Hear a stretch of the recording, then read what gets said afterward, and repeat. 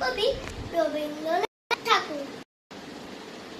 7-8-27 আমি বলেছিলেন বলে গুরুমশাই আমার পরে উঠল রাগে জ্বলে। মাগু তুমি 5 পয়সায় এবার রথের দিনে সেই যে রঙিন পুতুল খানি আপনি দিলে কিনে। খাতার নিচে ছিল ঢাকা, দেখালে এক ছেলে। গুরুমশাই রেগে মেগে ভেঙে দিলেন ফেলে।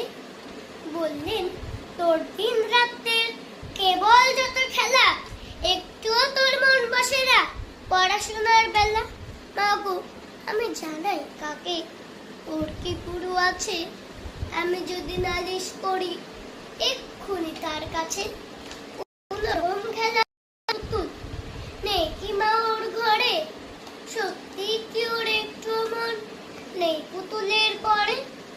সকাল সাজে তাদের নিয়ে কোনো পড়াই করেননি কোনরকম হেলা।